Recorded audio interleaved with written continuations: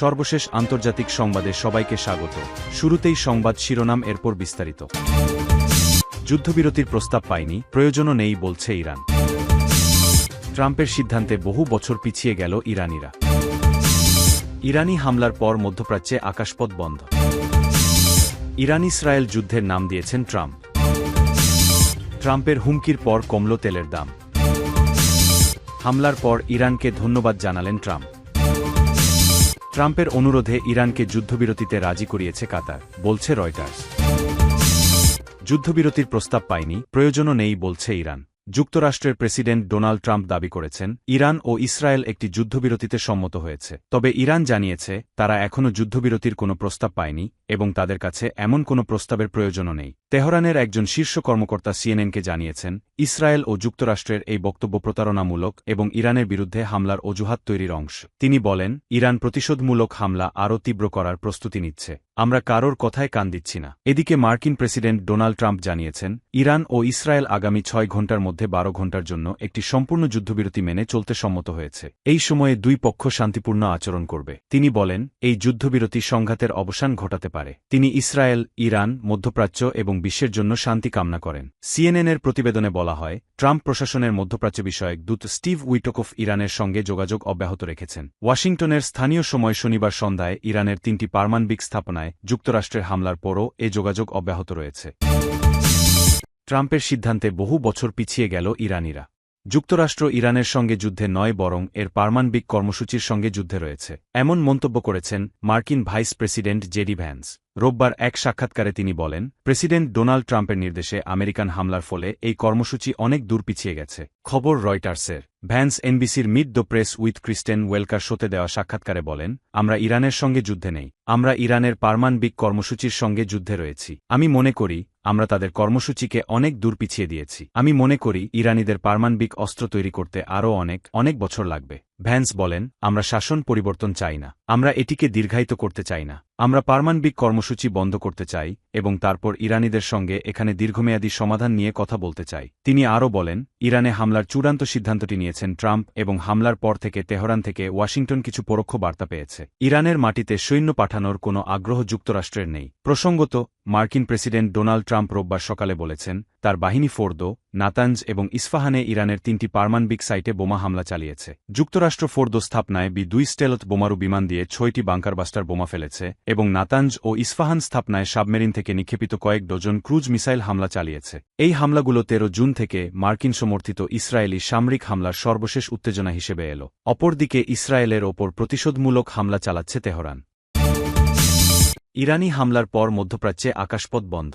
কাতারে মার্কিন ঘাঁটিতে ইরানের হামলার পর মধ্যপ্রাচ্যের বিভিন্ন দেশ তাদের আকাশসীমা বিমান চলাচলের জন্য বন্ধ ঘোষণা করেছে। সোমবার এ হামলার পর কাতার, দুবাই ও বাহরাইন তাদের আকাশসীমা বন্ধ ঘোষণা করে। ফলে যাত্রীবাহী বিমানগুলো ফিরে যাচ্ছে অথবা বিকল্প বিমানবন্দরের দিকে এগিয়ে যাচ্ছে। ফ্লাইট রাডার 24-এর তথ্য অনুযায়ী বেশ কিছু বিমানের ফিরে যাওয়া নিশ্চিত করা হয়েছে। নতুন এ সংঘাতের জেরে অনেক বিমানযাত্রীকে তাদের যাত্রার পরিকল্পনা বাতিল করতে হয়েছে। ক্ষতিগ্রস্ত হয়েছে কাতার এয়ারওয়েজ ও এমিরেটসের মতো বিমান সংস্থাগুলো। ইরান ইসরায়েল যুদ্ধের নাম দিয়েছেন ট্রাম্প।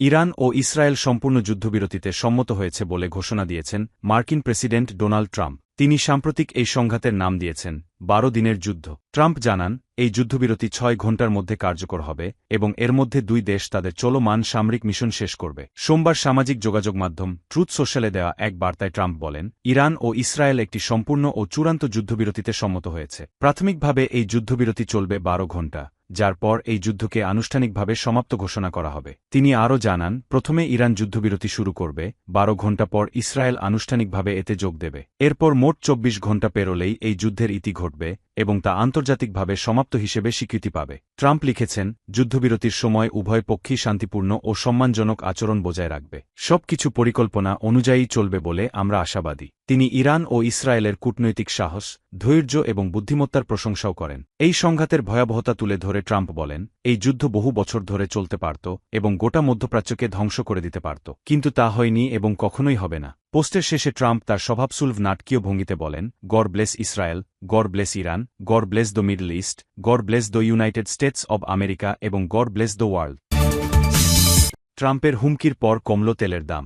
মধ্যপ্রাচ্যে চলমান উত্তেজনার মধ্যে বাড়তে শুরু করেছে তেলের দাম। ফলে বিশ্ববাজারে অস্থিরতার আশঙ্কা তৈরি হয়েছে। তবে পরিস্থিতি খারাপ হওয়ার আগেই তেলের দাম কম রাখা নিয়ে উৎপাদনকারী প্রতিষ্ঠানগুলোর প্রতি হুঁশিয়ারি উচ্চারণ করেছেন মার্কিন প্রেসিডেন্ট ডোনাল্ড ট্রাম্প। নিজের সামাজিক যোগাযোগ মাধ্যম ট্রুথ সোশ্যালে পোস্ট করে ট্রাম্প লেখেন, সবাই তেলের দাম কমান। আমি নজর রাখছি, আপনারা শত্রুর হাতের খেলনা হচ্ছেন, এটা করবেন না। ট্রাম্পের এই মন্তব্যের পরপরই যুক্তরাষ্ট্রের অপরিশোধিত তেলের দাম ব্যারেল প্রতি ৭৫ সেন্ট বা ১.০২% কমে দাঁড়ায় $৭৬.০৯। একইভাবে আন্তর্জাতিক বাজারে ব্রেন্ট তেলের দাম ব্যারেল প্রতি ৭৩ সেন্ট বা ০.৯৫% কমে $৭৬.২৮ নেমে আসে। এর আগে শনিবার যুক্তরাষ্ট্র ইরানের পারমাণবিক স্থাপনাগুলোতে হামলা চালায়। ফলে আশঙ্কা তৈরি হয়েছিল, ইরান প্রতিশোধ নিতে মধ্যপ্রাচ্যের জ্বালানি স্থাপনাগুলো লক্ষ্যবস্তু করলে সরবরাহ বিঘ্নিত হয়ে বাজার আবার অস্থির হয়ে উঠবে। ট্রাম্প কাকে লক্ষ্য করে কথা বলেছেন তা স্পষ্ট করেননি, তবে পর্যবেক্ষকদের ধারণা, তার মূল বার্তা মার্কিন তেল উৎপাদকদের উদ্দেশ্য করেই।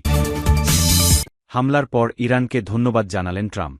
ইরানের ক্ষেপণাস্ত্র হামলার প্রতিক্রিয়ায় মার্কিন প্রেসিডেন্ট ডোনাল্ড ট্রাম্প বলেছেন, কাতারের আল উদেইদ মার্কিন ঘাঁটিতে হামলার আগে আগাম সতর্কবার্তা দিয়েছিল ইরান। তেহরান সময়মতো সতর্ক করে দেওয়ায় কোনো প্রাণহানি হয়নি। এজন্য ইরানকে ধন্যবাদ জানান তিনি। সোমবার নিজের সামাজিক যোগাযোগ মাধ্যম ট্রুথ সোশ্যালে এক পোস্টে ট্রাম্প লিখেছেন, আমরা ইরানের দুর্বল প্রতিক্রিয়া প্রত্যাশা করেছিলাম এবং সফলভাবে তা প্রতিহত করেছি। তবে আমি ইরানকে ধন্যবাদ জানাই, আগে থেকেই আমাদের সতর্ক করায় কোনো হতাহত হয়নি। তিনি আরও বলেন, তাদের প্রতিক্রিয়া ছিল খুবই দুর্বল, যা আমরা অনুমান করেছিলাম। এর আগে সোমবার ইরান থেকে ছোড়া একাধিক ব্যালিস্টিক ক্ষেপণাস্ত্র কাতারে অবস্থিত আল উদেইদ মার্কিন ঘাঁটির দিকে ছুটে যায়। প্রত্যক্ষদর্শীরা সেখানে বড় ধরনের বিস্ফোরণের কথা জানান। তবে কাতার সরকার জানায়, তাদের আকাশ প্রতিরক্ষা ব্যবস্থা সময়মতো ক্ষেপণাস্ত্রগুলো প্রতিহত করতে সক্ষম হয়েছে। ইরানের দাবি, এই হামলা ছিল ধ্বংসাত্মক ও শক্তিশালী, তবে মার্কিন কর্মকর্তারা নিশ্চিত করেছেন, এতে কোনো সেনা নিহত বা আহত হয়নি। আল উদেইদ ঘাঁটিটি মধ্যপ্রাচ্যে যুক্তরাষ্ট্রের সবচেয়ে বড় সামরিক স্থাপনা। রয়টার্সের এক প্রতিবেদনে বলা হয়, হামলার কয়েক ঘণ্টা আগেই ইরান কূটনৈতিক চ্যানেলে যুক্তরাষ্ট্র ও কাতারকে আগাম বার্তা পাঠায়। এর ফলে সময়মতো প্রস্তুতি নিয়ে হতাহতের ঘটনা এড়ানো সম্ভব হয়। উল্লেখ্য, যুক্তরাষ্ট্র ও ইসরায়েলের যৌথ অভিযানে ইরানের ফোর্ডো, নাতাঞ্জ ও ইস্ফাহানের পারমাণবিক স্থাপনায় বাংকারবাস্টার বোমা ফেলায় উত্তপ্ত হয়ে ওঠে তেহরান। এরপরই প্রতিশোধের হুমকি দিয়ে যুক্তরাষ্ট্রের ঘাঁটিতে এ হামলা চালায় ইরান। ট্রাম্পের অনুরোধে ইরানকে যুদ্ধবিরতিতে রাজি করিয়েছে কাতার, বলছে রয়টার্স। ইসরায়েল ইরান সংঘাতে যুক্তরাষ্ট্রের পক্ষ থেকে প্রস্তাবিত যুদ্ধবিরতিতে ইরানকে সম্মত করাতে মধ্যস্থতা করেছেন কাতারের প্রধানমন্ত্রী। নাম প্রকাশে অনিচ্ছুক এক মার্কিন কর্মকর্তার বরাত দিয়ে এ তথ্য জানিয়েছে বার্তা সংস্থা রয়টার্স। রয়টার্স জানায়, কাতারের প্রধানমন্ত্রী শেখ মোহাম্মদ বিন আব্দুর রহমান আল থানির সঙ্গে ইরানের কর্মকর্তাদের ফোনালাপের মাধ্যমেই তেহরানের সম্মতি আদায় হয়েছে। প্রতিবেদনে আরও বলা হয়, যুদ্ধবিরতির বিষয়ে মার্কিন প্রেসিডেন্ট ডোনাল্ড ট্রাম্প কাতারের আমিরের সঙ্গে যোগাযোগ করেন এবং জানান, ইসরায়েল যুদ্ধবিরতিতে সম্মত হয়েছে। এরপর তিনি তেহরানকে রাজি করাতে দোহার সহযোগিতা চান। কাতারে অবস্থিত যুক্তরাষ্ট্রের আল উদেইদ বিমান ঘাঁটিতে ইরানি ক্ষেপণাস্ত্র হামলার কয়েক ঘণ্টার মধ্যেই এই কূটনৈতিক উদ্যোগ শুরু হয় এবং পরবর্তীতে যুদ্ধবিরতির বিষয়টি সামনে আসে।